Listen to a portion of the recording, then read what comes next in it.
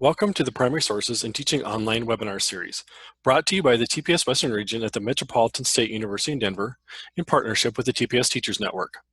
I'm Keith Patterson, Associate Director of the TPS Western Region, and I will be your host tonight. Kyle Klebaugh and Crystal Payne will be helping in the chat. Please reach out to them if you have any questions or comments. For those who would like a professional development certificate for your participation, we will provide a link at the end to fill out a brief reflection and where to send the certificate. Our two-part program tonight is entitled App Smashing, Creating Your Own Maps with Primary Sources and Digital Tools, which will be presented by Josh Olhava, who is the Principal Planner for the City and County of Broomfield, Colorado, and the two Geeky Teachers, Laura Israelsen and Michelle Pearson. And with that, I'll hand it over to you, Laura, Michelle, and Josh. All right, and to get us going, we'll take a look here at our goals for our webinar. The first one is to explore how Google My Maps and ESRI can engage students in the community in learning about primary sources and place. Doing that through partnerships with city members, the community, regional and state entities as well, and also exploring how the Adobe Spark suite can be used for community outreach and learning ideas. And lastly, really how this allows for new outreach mechanisms, low cost, opportunity with partnerships, as I stated with number 2, for the students, community learning, and really this application of this content and skills that we're going to be going through. And really, how does this all connect? It kind of comes down to those principles of good storytelling. How do you tell an effective story? And with anything, the first thing is to know your audience. Who are you presenting to? Is it boards, officials? Is it students? And even amongst students, is it elementary students, high school students, college students? Because knowing your audience really is going to determine what your platform looks like, what you're setting up, and the message and content that you put into your storytelling. The next one is to grab their attention and interest early, also called the hook. I think all of us have kind of read different stories or seen different programs, platforms, and when it tends to be very text heavy at the beginning, a lot of reading, we kind of lose interest. Where if you have graphics, images, illustrations, it tends to keep your interest and your involvement as you start reading through the story. And that leads into the user experience and really creating that good user experience that lends itself into number 4 and 5, which is an easy to read and use interface, and really just keeping it simple. That lesson that less is more, right? And keeping things easy to read, easy to understand, so that it can be understood by a wide audience as well. So what we're going to look at first is a case study using ESRI story maps.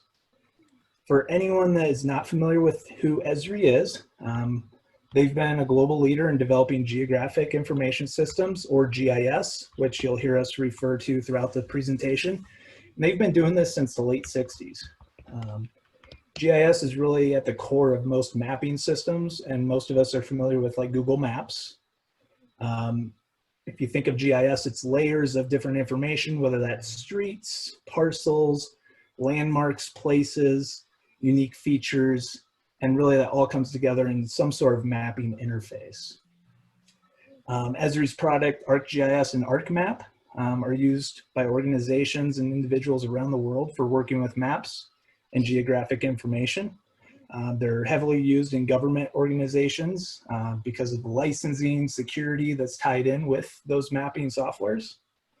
And GIS software has a variety of uses. The list could probably cover this whole screen plus, but for the purposes of this presentation, we're going to talk a little bit more about the education, community engagement, and really that storytelling piece of what these GIS softwares can do. And so the ESRI story map templates, ESRI created these 7 templates that really help when you're building your story, your message, again, kind of depending on that audience and what you're really going after here. And so they have these 7 here: the basic, a tour, a journal, cascade, series, a short list, and a swipe and spyglass. And so for our demonstration here, we're going to look at the tour interface, as well briefly at the swipe and spyglass. And so what I'm going to do here is pull up our first example. There we go. So when I started working in the town of Windsor, wow, that's been about 8 years ago or so.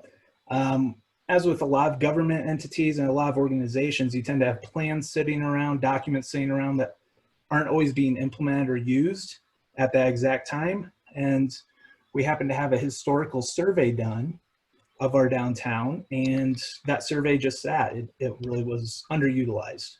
And so what I did is I kind of looked at this survey. I was trying to think of good ways of implementing this, but also building up community engagement for what historical resources were in the community. And then it was after visiting with another community, and they had developed these little pamphlet walking tour handouts that got me thinking a little bit more about making a digital tour out of that. But the thing was, you know, how do you create a digital tour? Because really, if you went with paper, you'd have to update it frequently. You'd have to change out images, change out the content. So digital lend itself to be updated more frequently. So we started looking at some examples, just kind of Googling some ideas, and the Smithsonian, amongst some other big national museums, had used this kind of tour interface from ESRI. And so I talked to our GIS coordinator in Windsor and asked if this is something we would be able to implement. And within a couple of weeks, we had a test environment created. And then we created this actual live environment here where you can go through each of these different sites within a community. You can give a little history, background on those areas, buildings, structures. And what's nice about this is within this text, the idea before I left was always to add hyperlinks to survey documents, to outside resources, things such as Adobe Spark, which was mentioned and that we'll discuss a little bit later, that would have more information. That way you weren't flooding your audience with a bunch of text and heavy words on this screen. The idea was to keep this simple, clean, and really drawing interest, and then have links where you could go actually look for more information.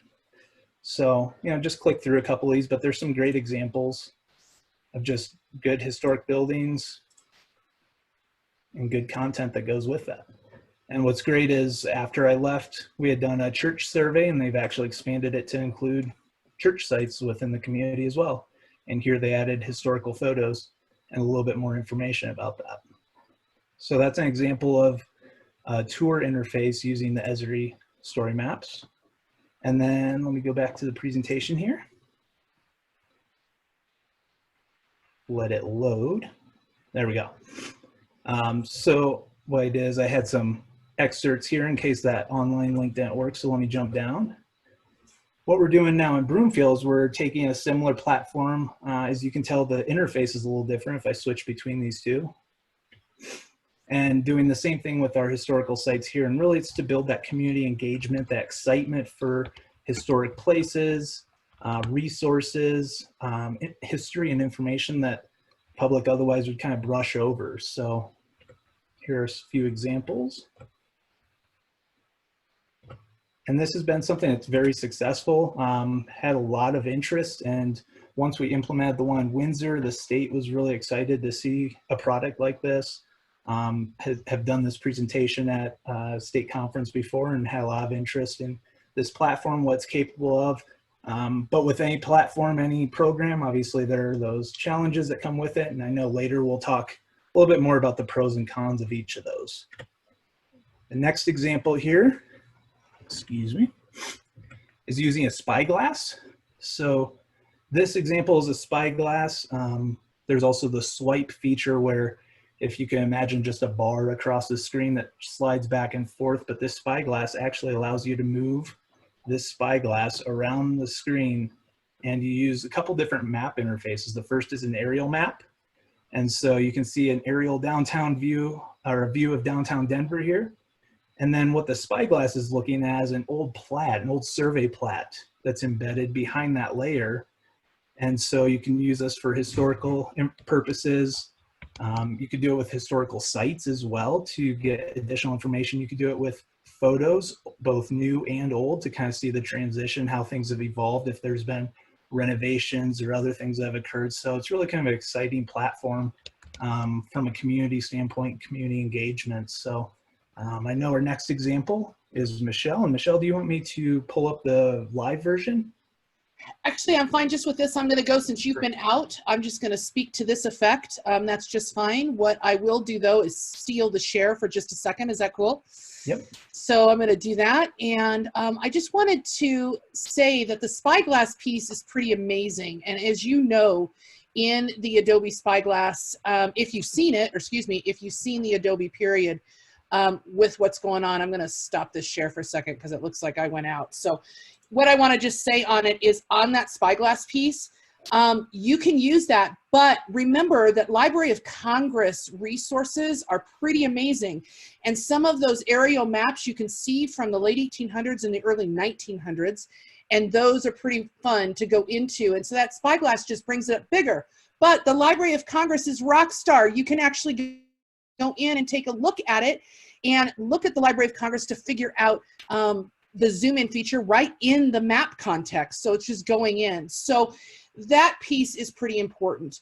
But I want to go back and actually have a conversation around our presentation, because with ESRI, you can use it in the classroom, and it is an amazing resource to do that with. And we can see it with kids. They get enthralled, they get excited. The challenge around it, though, is that some of the techniques and the structures in ESRI can be a little bit more difficult for kids to use. And so that tends to be a bit of a challenge for our students. Now, it doesn't mean it's unusable, and you can use it, but we're going to show you some structures that actually allow you to think about using Google Maps. But the structure that we have here that we used, and I'm just going to go back and share it, it's just a load issue really quick. The structure that we have here in this particular slide is a world history example. We had kids pull data from world global sources in ESRI, and it was looking at immigration. And you can see that kids put in their pinpoints on the map. This is a skill piece. Remember that when we're teaching, it's really important to not only teach content, but also that applicable skill. So what we're talking about with Josh in the city, deciding those particular things that will help people understand their community, there's a skill set behind that. ArcGIS helps us build those maps. Here, we're asking students to build the maps. And so the skills take a little bit longer to teach, because you're going to place these pinpoints on the map. Now, there are structures within ESRI. There are tutorials for you. We're going to share those with you at the end that you can go to. So this is a map looking at immigration, and our students actually placed the data information that's right here on the map, and you can see those green pinpoints right there. This took time, and I will tell you that with the ESRI context in the classroom, by the time we trained, it took 2 or 3 days for our kids to understand how to do it, and then we set them loose. Once they had that, they could run with it, but it did take a little bit more classroom time. So now what I'd like to do is turn it over to Laura, because she's going to talk about another innovative tool that you all know of in regards to Google that can help guide you into this classroom structure and skill set with a tool that may be a little bit easier and a little faster. So Laura, I'm going to turn it over to you. Okay. I'll go ahead and share my screen. It looks like Google's dragging a little tonight, but maybe my end. Yeah. All right, here we are. So we just talked about ESRI, which we love those features, and we loved being able to partner and collaborate with Josh, because bringing in someone from the city who had the expertise and the access to the ESRI maps, and then letting the kids see that and collaborate was a great resource for our kids. But we needed something a little bit more simple that the kids could access. So we started with Google My Maps. And Google My Maps is kind of one of those resources that we have that people forget about or they don't know about, but it comes with the Google suite of tools. So if you have those in your district, you have Google Docs, Google Slides, Google Drawing, you also have Google My Maps. So I'm going to go through the basic functions of Google My Maps and what you can do with the map. And then secondly, we're going to look at an importing data feature. which when you filled out the survey, you will be able to magically import your information into the map, and then talk about some ideas for using this in the classroom. So I'm going to walk you through first the basics of the map, and then I'm going to go live. So first thing in Google My Map, this is where you find Google My Map. So when you go into your drive, go to New, go down and to More, and you'll see Google My Maps over here. And that's where you find it. And you'll probably be surprised because you may not know it's there.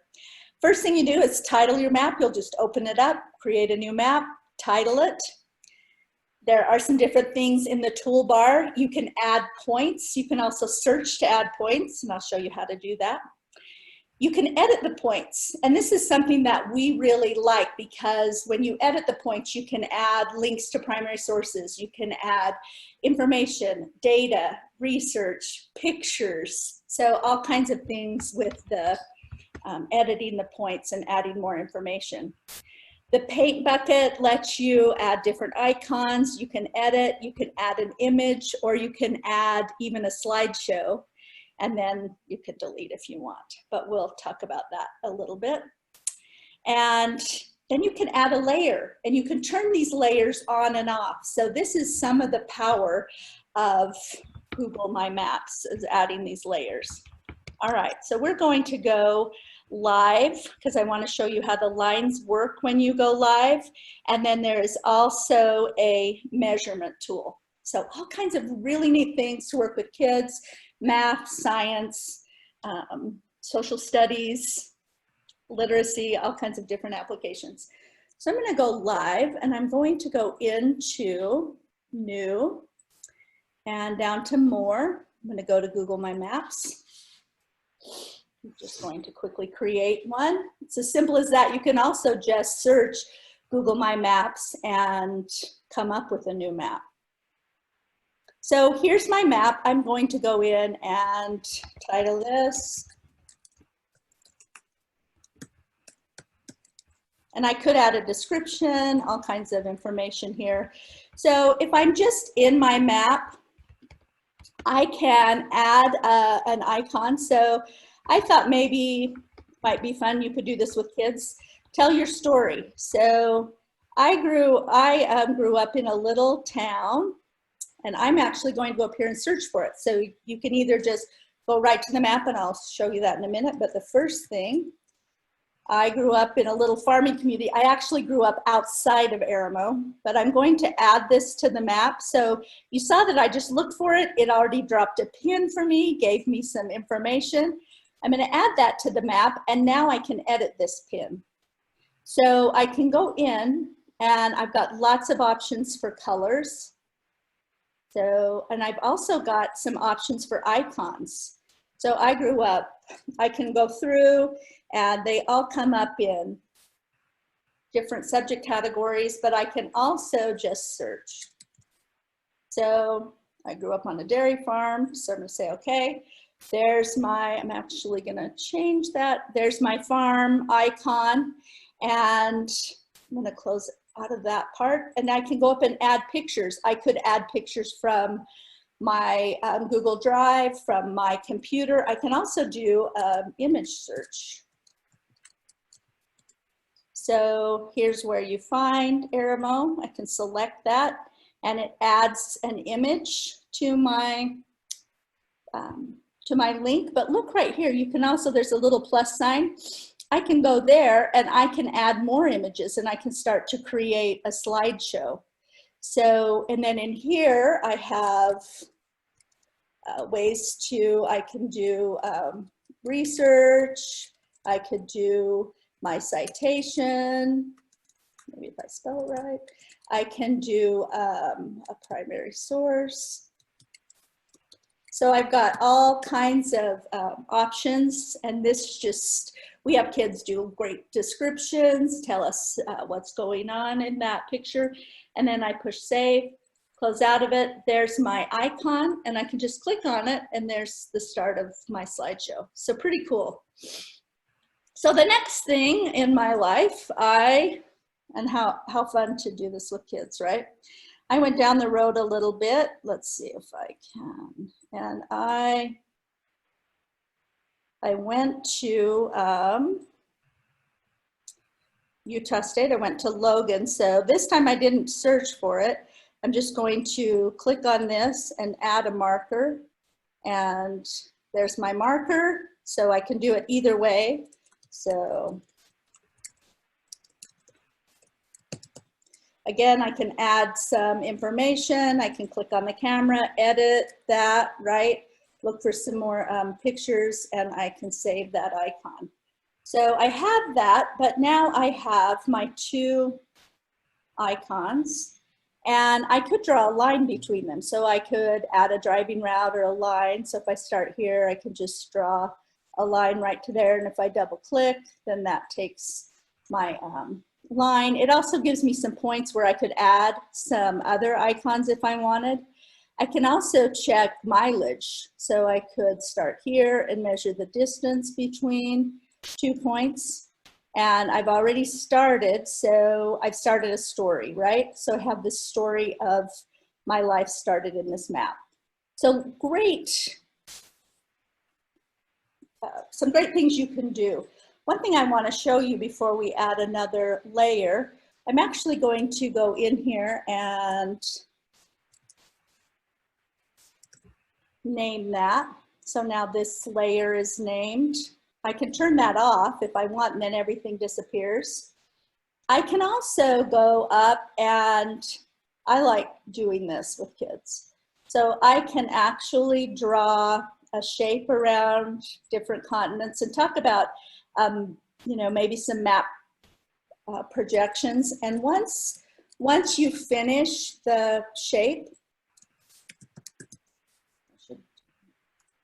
then once you come all the way around, then it finishes the shape. But now I can move this. So how interesting that this is the size of Greenland at the top of my map, but what happens? So think of that discussion and all those map things that you can do with kids inside of this Google My Map. Isn't that cool? And think and have that great discussion. So now I'm going to add a layer. So I have this layer. Down here I'm going to add your story. So I started with my story, but I'm going to import your story with places that you love to go. So if I click on this import, that's a whole nother thing. I can go to my Google Drive, and usually if I've been in something, it'll come up as recent, or I can search. I'm looking for the spreadsheet that we filled out. So here it is. I'm just going to click on it, and you'll notice it said fetching, and now it says select the columns to tell us what to name the place marks. So I want the place marks named the locations that you all put in your survey. So I'm going to say so I'm going to choose that column. That's the question you chose. And then the next thing I'm going to choose is what do I want to run up and down over here? So usually when I'm working with kids, I'll choose their first name, or I can choose this same one again, depending on what I want. And then you'll notice it's loading, and it just magically adds all of these icons. I'm going to move them out of the way. All of these icons all over the map. So I can also go over, and you'll notice that they were named, so I could just click on somebody. So let's try Mary. So Mary said, I can't even say that, somewhere great in Italy, and it's the setting for many films. That was a fun fact for her. Or I could just click on an icon, and Kyle said he liked to go to the Bighorn Mountains in Wyoming. He was able to hunt a moose there when he was younger. So I can still add pictures. Often you can add as many things as you want into your spreadsheet and into your questions. We just asked you a couple of things. Often we'll put links, ask kids to put links to images. The one thing that doesn't work is adding an image from the spreadsheet. You have to go in this way, but so our hack is to add a link. So then you've got the link to the spreadsheet. So how did we get here? So you all filled out this survey, right? And then from this survey in Google, I can create a spreadsheet. So I created a spreadsheet, and then here's the spreadsheet. 26 people filled it out, and Google My Maps just imported that information and created the markers on the map, put them at the right place, and all you had to do was say Venice, Italy. It found Venice, Italy.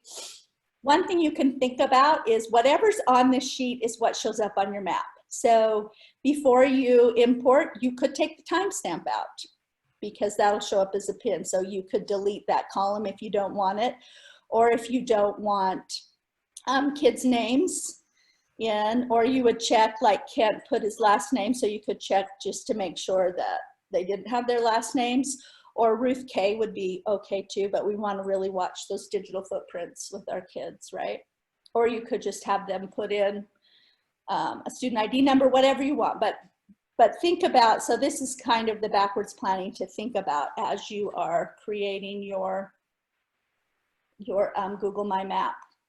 But I think it's kind of magical if you think about it. So when you go in, so there's an example. Here's a form example that we used. Here's another one. It's a science example, actually. And it's just a form. Here's a form we ask kids to fill out.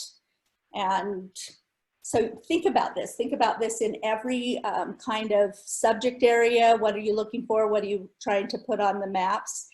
And then how your spreadsheets will show up. So that's how you initially gather the data. Import, like we just said, assign the data columns to the different points, and voila! How fun is that? I love that. I love that part when it just kind of shows up, and I can show that. So some examples from Google My Maps, and I think Michelle and I may trade in a minute. But this is Broomfield Historic Landmarks. Do you want to talk about this, Michelle, or? Sure, let's go. And do you want to just drive, Laura? And we'll go Sure. from there, and then I'll swap it out with you in a minute. Okay. Broomfield Historic Landmarks, we actually have our students who are really committed to the Broomfield community with our Youth Summit program, and also with our school. We adopted a local historic site and really kind of came into the adoption of adopting a lot of historic sites, depending on what projects the kids are involved in.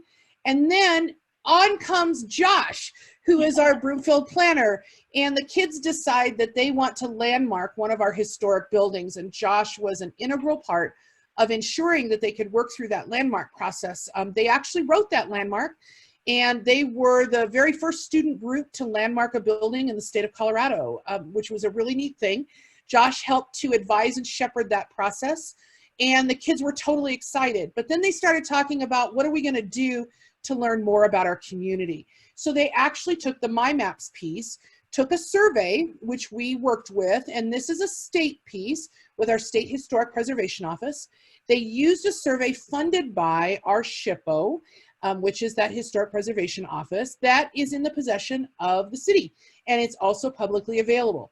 They took the information, researched some places, and started through a form to pin them on the map. And you can see it, just a really quick slideshow example right here of what they were doing. And this created a couple things. First of all, it taught them the skills about how to put things on a map. We've since done westward expansion. We've done the Revolutionary War, things all over the country, you name it. But it also created buy-in. Each of these students now has a very close connection to these historic places that they researched. Trust me, they've hauled their parents over there. They've been over there with us, and they protect it. They are becoming not only preservationists, but also stewards. And it really came through a project of connecting the city with us. And so that's a pretty good thing. Laura, do you want to just go to the next slide for me? That'd be rock star. So you'll notice on this one before I do that, the names, so were the names of the locations, right? So you can kind of choose what you want, how you want this to show up on your layers. All right, this one was one that I actually worked with a kindergarten class. So it was when I was working in Richmond, Virginia. So they do their unit on community helpers and what are the places in our community and how do you find them and what's on a map. So we had a really good time putting the pins on the map, and you can see matching the pins to the different locations in our community. So I'm going to kind of go live in here. And the kids really wanted the Dollar Tree on there. You can see the Richmond Symphony, and then we added pictures and talked about what you would find in these different locations, where they are at on the map, what's around us, all the different kinds of people who would work there. So this is really something that you can use for any grade level, right? Down to kindergarten. We had a great time with the map and really building this out and talking about what we wanted to add to our map and what icons would represent those different locations that were close to us and around our school and around our area. So that one's kind of fun. Then we also have Colorado Historic Places. So this one, we went on a larger survey hunt. The students picked up Colorado Historic Places that were on the local, state, or national register, and then pinned them according to their favorite color, honestly. And they were working with buddies with this. So they had a younger buddy that they were writing the information with, and you can see the colorful pins on here. But this gives him a really good example of how crowdsourced information works. We used a form this way, but the discussion here with the kids was not only about building the map, but what crowdsourcing can do for you and what sharing and collaboration can do. So it really ended up being a lesson around not only primary sources, historic places, the tools that we were using, which is Google My Map, but it also taught some of those social emotional skills, which we as teachers really want to think about. How they collaborate together, how we work together, and how they really think in that mentality to get a job done smarter than harder. And so that's what we wanted to showcase here, as well as teach them about their historic places in a map that could be shared from middle school down to our 4th grade learners, so that our 4th grade kids studying Colorado history would have primary sources and a map to use in the classroom. So there you go. Laura, can I steal the screen from you and we'll go from here? Is that all right? Yes, and I think maybe go in there and show a couple of your pins. Well, I was going to do that, but you want me to be honest? I'm going to go on because we're on time and I want to show how to get in there. Can I go back and we'll show this at the end if we got time? Is that all right? Perfect. Okay. Not to steal that thunder, but we'll go back in after. I really want to get onto some of the tools because I think there's some neat pieces that we can really talk about with this. So I'm going to share our presentation because I want to wrap this section up with really a conversation just really quickly. And I want to bring Josh back into that conversation with us because as we talk about places and we look at how we're talking about building community applications like this, there's some things to consider.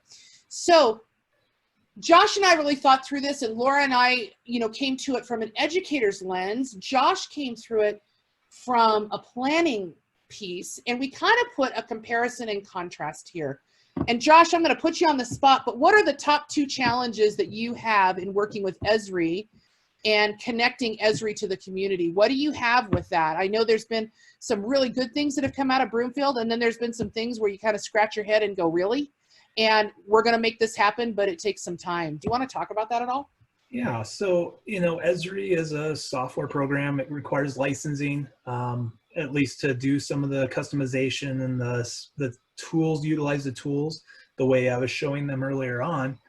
And obviously it depends on what agency you work for, what entity you work for, but with governments, with licensing, and especially with security, need to make sure that everything we do is secure and housed by the city or an organization. ESRI has 2 different ways that you can do maps. One is through their virtual cloud, and the other is to download those templates to your local server, and then you own kind of that map interface that you create. So some of the challenges that you run into is the layers, the kind of that bureaucratic layer that you have to go through. And that's the challenges with the story maps, at least in Broomfield, is that, you know, in order for us to try and get this map created, it took a lot of back-end work from the GIS team, as well as just as they worked through it, then ESRI would make an update or something, it would crash a system or a test environment, and then they'd have to refresh it. So there were a lot of back and forth issues there. And while ESRI, I mean, you could look at the two Google My Maps versus ESRI, and you know, ESRI has this very, you know, kind of sexy interface. It's very sharp, very attractive. But then, you know, Google My Maps is what we're all used to seeing with, you know, Google Maps, kind of that typical interface, very simple. And there's kind of a balance there. I mean, if the idea is to get community buy-in and start engaging the public and start having those conversations, and even at the education level, you don't have all this time to sit down and train and get students on board and then have programs crash and then have to wait for IT to fix the problem. It's almost lends itself to using Google Maps to get the conversation started, to get everything moving. And then if you want to create a future static map that's kind of set in place, then you maybe migrate over to ESRI. But the big challenges are just that level of permissions that you're allowed to have and the complexities that come with having a software program separate from just a Google My Maps, which we all have permission to if you have a Google account and are able to link to your system. So those are some of the big challenges with that. But like I said, you know, story maps is great for probably a final end product if you're wanting to showcase something later on and really have that be the end all be all, you know, tour map. But in terms of really having those conversations, Google My Maps has the capabilities. It's come a long ways, and it has the user friendliness. It really makes it easy for students that have very limited time in classrooms to really get work done. And that's exactly spot on. And that's where the partnership conversation really needs to come in too. We know that we have to teach a lot of different things in the classroom, and maps can be used, Google My Maps can be used in lots of ways. We use regular maps to do analysis with, to talk about historic maps versus contemporary. ESRI allows some of that overlay piece that's just wonderful. You can do some of the same components in Spyglass that you can, as I mentioned before, with the LOC maps. But I think the biggest thing with Google My Maps is, as a country, a lot of us have the Google suite already. So going into My Maps is a pretty easy solution. But beyond that, it also is easy to manipulate and do data. I remember when the Library of Congress Western Region team started years ago, and we were actually working with Google Earth, and we were working with the maps that Google had at that time, and you had to transfer code. You had to write code to put a primary source in. You could not upload an image. Today, it's a totally different concept. And that's where I want to take us right now. I want to move us in, while we've got this last part of our webinar, about 20 minutes, into some tools. And I'm going to invite Josh and Laura to jump in as we present through this, because we're going to talk about a few hacks. And then I want to go into the Adobe suite and talk about how kids can use Adobe. We did a webinar several weeks ago on Adobe. We're going to showcase some other tools for you today, so it won't be a total repeat for you. But every tool that we show you today can actually be embedded right in Google My Maps in those links that Laura mentioned, and also by uploading an image. So we're going to talk about that. So what I'd like to do is go forward, and let's talk about the hack piece. So when we're talking about building these forms, and Laura mentioned this, simple really is better. For tracking purposes for a teacher, you really do want the first name and last name of kids usually, sometimes a class hour if you're dealing with more than just a regular situation in the classroom, like multiple classes. So some of us have 140 kiddos rather than a regular standard class that may have 30. I say that because I know some of you range anywhere between 12 kids and 40, so that's a generalization. That really has to have some thinking behind it. So in your form, you may want to add extra pieces like what the class hour is, or if you need more information, make sure you've got that contact piece, and make sure that you've got the exact location of where you want. I ask my kids to go in and find the specific GPS, and we're going to share that information with you at the end. Google will give that to you. You can find that by dropping a pin. But one thing you want to know in this location, sometimes when you search on the top bar and you look for a location, it may give you the city itself. And I have found that sometimes kids struggle finding the particular GPS point. It'll give the city and the map point, but it won't give you the GPS location. And it really does help if you're using a form like this to have the GPS location. You don't have to absolutely have it, but it would be a good thing. The trick there, and I tell my kids, find the downtown. Pick the middle, find the courthouse, find the square, find the downtown, or pick a center spot on Google Maps and drop your pin there. And that'll give you a close GPS. I can't tell you how many times I've received an email that says, it gives me a big outlined block. It won't give me the GPS. That's because they've zoomed in too far into Google Map and they just need to make it more specific. So quick hack on that to think about. Going into this next piece, you see an image of the spreadsheet that Laura was talking about. She mentioned that digital footprint. This is really important to think about. Digital footprint is something that travels with our kids. It's something that we need to think about when we talk about open records laws. We need to think about it when we talk about how our kids present their information into the community.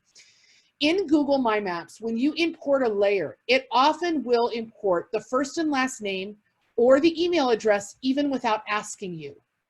So I'm going to give you a teacher warning here. It's best to actually take your raw data, like you show here. This is the original podcasting work we were doing with captions and historic places. Take your raw spreadsheet that's created off your form. Make a copy of it, and then specifically take out the information, or make a blank spreadsheet. And as I did here, I just copied these columns right here, and I'm going to import them into a new spreadsheet. That prevents any of the personal information from being located by mistake into Google My Maps. It's gotten better over time, but it's not perfect. And Laura and I have seen that sometimes when you import, you still will get an email address or a student name. And if you would not like to go through and take out every single one of those when you've imported 345 locations, then the best thing to do is to highlight your columns, put it in a new spreadsheet, and import that copy. That way there's no available information for Google to read on that spreadsheet. So I'm going to pause for just a minute because we're going to go on to the Adobe suite of products. And we're going to talk a little bit about how we can create special things that are embedded in the Google Map piece. But I wanted to check and see if any of you had questions really briefly for Laura or for Josh or myself before we move into Adobe really quickly. So I'm just going to check that. And Laura, is there anything that's shown in the chat box? No, people are asking about some of the lesson plans from ESRI, and I put a few links in there, but that's people fine. giving some great ideas and some great links. And good. And I've embedded some of the links in the chat box, as well as other links that we have to lesson plans, to resources and tutorials in our end spreadsheet for you, and also our one pager, so that we've got lots of stuff for you to share at the end and you can get those resources back. So let's talk about bringing these presentations to life. Josh has seen this in action because we've shared some of what the kids are doing, but we also have really started looking at how kids interact online. As you know, most kids are very adept at Instagram. They're going to be really adept at, frankly, Snapchat. I can't get there. I'm going to own that, but the kids can. They've been trying to teach me for 3 years, but I'm not Snapchat friendly. Not this user yet. They're also using TikTok videos. They know hashtags. They understand that piece. And so now we want to walk you through some Adobe tools that allow them to create materials that they can post out on their own social media, but can also be embedded within My Maps to give a richer experience to people who are using that map. If you are sharing a Google My Map, if you embed these links, you can bring them up on your device, your mobile phone, and it makes it that much nicer for somebody at the site to look at. So let's take a look at some of these. So in this piece, we're going to look at some of those creation tools, and we're actually going to walk through and discuss them. And we're going to show you some examples. So we're going to talk first about some image posts that are used for promotion. This is a way that we can talk about how can you make a difference? How can you advocate in your community? There's a quick hack that we want to talk about for each of these tools, and it gives a couple ideas. One of the first ones is, again, we're going to go back to simple is better. 6 to 8 words on an Instagram post is all you want. I will tell you that downloading a JPEG will allow you to embed that photo into My Maps, but you can also put the link to the cloud-hosted Adobe Spark project. So you can do it either way. And I do have my kids provide a link as well as drop their particular photo into a folder to share so that we have it 2 different ways. Now, Adobe Spark has a clickable PDF, and that's been an interesting one because you can share it as a PDF and actually share it out on Facebook or share it on a web page, and the URLs and links that are there are clickable, which makes a difference in some of the promotion that some kids are doing. Let's talk about that for a second. So I want to look at this one. We have a piece that's coming forward, and I'll just tell you it's going to be launching June 15th, and we're looking for over 100 to 150 posts, actually. Our Preserve America Youth Summit kids are taking their show on the road. They usually work to preserve, to talk about, to share their historic places in the Western region, across the country. We've been in Illinois, we've been in other states as well, but we primarily started here in Colorado. And so our kids are actually this summer kind of having a meltdown because we're not bringing them to a historic community or site to share and learn and advocate and really talk about the reimagining of that place. So we're bringing them together. We've had a small team that has brainstormed around a project. We're launching it out to, frankly, the over 2,500 kids that we have had here in Colorado in the Preserve America Youth Summit. Here's their project. They're going to be creating Instagram posts, Facebook posts, and other things using Spark. They're going to be embedding them on a Google My Map, but they're going to be sharing them using their social media. And here's some of the things you need to remember. First of all, this particular post was created purely using Instagram. So you can go onto Adobe Spark, and we'll show you that at the end, where you can pop in, create an Instagram post. It can be as little as 3 clicks. Click, upload your photo, make sure it's a clear image, click, change the title, click, change your hashtags. We're asking the kids to list PAYS 2020, that's the Preserve America Youth Summit. This one is Find Your Park Virtually. That is a student-driven hashtag. And then they are creating that link at the bottom or showcasing it so that people can go take a virtual trip to their park where during this time with COVID, they can't get there. So what was the assignment? Let's go there for just a second. I'm going to hop out and take a look at it. Our assignment came out of a 6-word assignment for historic places. We gave students the option to create an Adobe Spark Instagram post or a slide, because an Adobe Spark Instagram post can be downloaded into a JPEG, so can the Google Slides. So we gave the kids a choice, and we gave them some information here at the top. The virtual visit was something that we asked them to include along with the PAYS 2020. And then for those of you who know historic preservation, many of them are also going to include This Place Matters, which is a tag to our National Trust for Historic Preservation. This is really an honoring of our Find Your Park initiative, which started during the centennial that the students continue to use. But take a look at what they did. This is pretty powerful. It's something that's pretty special for them. And I think that, in all honesty, it's one of the best things that they came up with and that they're doing. Look at how easy this is to pass out.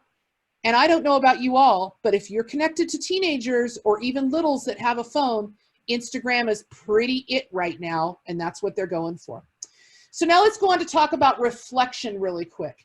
An image post for reflection really asks kids to think about their world and maybe connect it to something. And so we actually use the Instagram post tag once again, and we actually did peer review for this virtually with some of our kids. We tried it out in the remote learning. It's a little harder. It's interesting. We put this in a shared slideshow. And when we had kids create their slide posts and the images that I'm going to show you, we automatically had kiddos that were critically reviewing other student work just naturally for feedback within the posts. Again, we're asking kids to use a hashtag. There's a really great tool out there. I would say that there used to be one, #AffiMe. You can still use it, but this all hashtag is really great. I want to show it to you really quick because if you're doing something, it's really fun to use. You can generate your own hashtag, but you can also look and search for live hashtags from the cloud, the top hashtags that are existent right now, and you can place this in, and there are tools. You'll see them right here. You can also find top hashtags and analytics. Some of this is free, some of it is paid, but for the basic creation tool, you can go search and look at what kind of hashtags are getting hit. And kids are interested in that. I think my kids very much want to know who's talking to who and how are they talking about it. And that's what's pretty neat here is when you're generating a hashtag and you're looking at that hashtag, you can click top. Like I can put Colorado here and I can hit generate. And when it generates, it's going to show me the top Colorado hashtags. It's going to give me more. And then I can scroll down and see similar hashtags that are being used and also keywords. And this is critical. Kids look at this and they'll pick up on certain things. But honestly, if you want to bring more traffic through the products that your students are creating, be careful how you think on that because sometimes you'll get a lot of traffic, good and bad. Think about going to all hashtag. It may give you some ideas, especially when you're also with the community. I always tell my kids to do a Google search to find out what hashtags are associated with their local historic site, their national park, and if they're posting on Instagram or Twitter or Facebook to make sure that those parks either have or don't have a linked site. If they have one, connect it to a post. If they don't, then we're okay. But that also goes for this reflection piece. So let's go on and see what happens. So we had kids journal about COVID. And for those of you who were with us with Adobe Spark, we talked about this before, and we talked about it with place and primary sources. But we had an end product, and we asked kids to go in and create a basic 6-word story on their COVID ideas. What did they hope for in the future? And here are some of the natural feedback pieces that came. I didn't offer this feedback. They offered the feedback to themselves. But I thought it was kind of neat to see the feedback because it gives us some ideas as teachers about how to give feedback too. If you notice, this is a great post, nice picture, but this is bled out. You can't really see it. And one of the kids popped in and says, change that color, exclamation point. And another one came in and said, I think it would be great as green. And so the student's in the process of doing that. Take a look at this post right here. There's more adventures, don't stop now. So we had a couple pieces of feedback. One of them, the kids said, is theirs really the word that you want to use? Another one said, make it bold, because originally the post looked like this. It was purely light colored and not bold. So she made it bold here at the bottom and changed it. And if you notice, the hashtags are still present, but the bold stands out, right, as a talking point. So if you're able to share these type of things, put them in a shared folder for comment. We had our kids place their image into a Google slide as part of our project. And then the kids were able to just go in and provide real-time critical feedback to each other to make it better. And they'll remember that next time because they want to share their ideas and their thoughts and their reflections with other people. Let's go on now. Photo collage. This is an interesting one right here. This is using the photo collage tool in Adobe Spark. Really best to use multiple photos here. And I want to state that this is a really great tool to use with the smaller teacher network collections. Sometimes when you go into the TPS teacher network, there may be a discussion that has just a few posts in it. And you're like, that's great, but how can I use it? Or what's another way to use it with kids? Some of those smaller, what I would call one-off posts that are still building, that are catching momentum and people are adding to, but may not be full yet, really fit well with this collage. Let's take a look at how that can work. When you go into the collage piece, whoops, I just went back, I'm sorry. When you go into the collage piece, and I think there it is, you can see that here's your images, Right here on the left-hand side is a primary source collage that has 4 images from the Library of Congress, from the WPA collection. And that WPA collection was focused in these prints on administration health projects. And the kids found this when they were looking for COVID-related prints. They didn't find COVID necessarily, but they talked about work's progress and health. And so you can see that one of our students did a presentation here and put those particular prints in there. You'll notice, and I want to show you, that the entire print is not there. It really depends on how the student breaks it up, uses it in a collage format. And you'll notice that this one right here is missing some key information on the bottom. This is because it was hard to take that print and give a specific focal point. And in collages, you often want that to happen. Let's take a look at these two. As we look at highlighting our historic places, our kids said, let's highlight our community historic places. And they went in to create 2 different posts. They're actually the same one, but if you notice, they're 2 different colors. This is why I put that it's beta, because the kids are still arguing about this. We have some kids that like the red because it makes the photos stand out. We have other kids that say, no, it has to be blue. And what is the perfect blue for Broomfield? Because it needs to have branding on it. It needs to match. It needs to be with the logo. And to be honest, I, as a teacher, hadn't really thought about that branding and logo piece, but that came up in a conversation with the kids. And so you can see that they've also done a blue one, because if you look at the historic, actually not the historic, but the Broomfield City logo, it is a type of blue.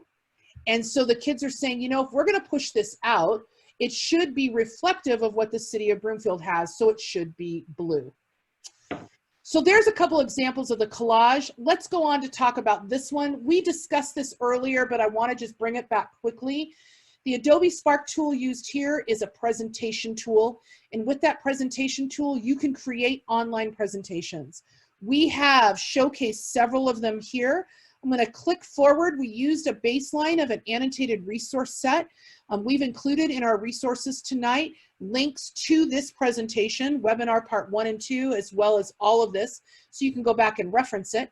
And the kids have created presentations that are slideshow mobile-friendly presentations to embed into Google Maps. And the Broomfield Crest Grange was one of those. They took original primary sources, embedded them into Spark, and that presentation is there. And you can go back and look at some of those links after.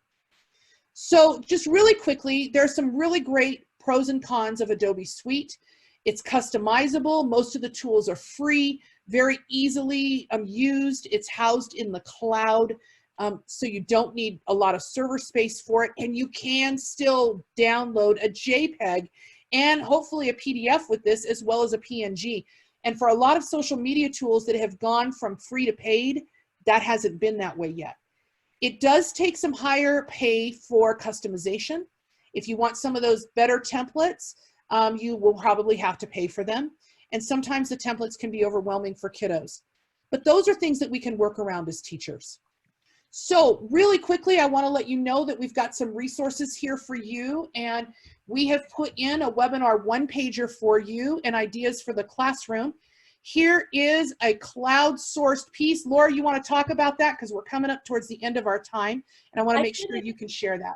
Thank you. I put it in the chat, already added. A great idea from Cindy. So please go in here at the bottom of the document is a place to crowdsource some ideas, add some ideas. I'm sure that you're thinking of some great things that you might be able to use Google My Maps, Adobe Spark, or ESRI for. So we'd love to pick your brain and add to that resource. There are also lots of links, ideas, and examples of ways to use that in your classroom. So we want to just go back. We've given you those crowdsourced ideas, but here's also some app smashing to bring all of these different pieces together, and just some really quick pieces that we can give to you to think about how you could use this in your classroom, how you could really connect with a community source. And if you'd like to learn more about ESRI, I'm going to give a real quick High five to Dr. Kursky, who is here in Colorado, who works with ESRI. We have connected to lesson plans and maps. You can also find this information. Our presentation is on 2 Geeky Teachers as well. And as a bonus, Adobe Spark is still free, the upgraded version. You can get to that, so go to Adobe Spark. You can click on this link and upgrade. It's not lasting long because it's going to the end of the school year. Remember that the majority of what they're doing is free, so it's rock star, but this upgrade will help you too. So we're going to thank you. We'll take any other questions, but I'm also going to go to this end slide and turn it back over to Keith. We will be hanging out to answer questions with you, but we're going to turn it to Keith and Kyle for the wrap up. Yeah, thanks, Laura, Michelle, and Josh. Certainly a lot of apps we all need to get out and start smashing. So thanks for sharing that information. Give us a good jump start on that. Again, yes, also thanks to Kyle and Crystal in the chat room, and of course the Library of Congress for making these webinars possible through the TPS program. And as I mentioned at the beginning, there is a professional development certificate available for your participation. The link is up there, that bit.ly/PS Teaching Online. I'm sure it's being posted in the chat as well. Just go in there, fill out a brief reflection and some information about where we need to send that to you, and we'll get it out to you as soon as possible. I also just want to remind you that tomorrow will be the final installment of our online learning series, where we'll be just wrapping up and holding a virtual happy hour, reflecting on our time together and our experiences over the past few months through this pandemic. We hope to see you there. It's been a great time, so we're just going to take a moment to kind of reflect and share some overall thoughts and resources and things that have happened over the last month or so. Also, all videos from this series, I think we're at about 30 of them right now, are all posted up on the TPS Teachers Network. That link should be up in the chat as well. It should be up there for you.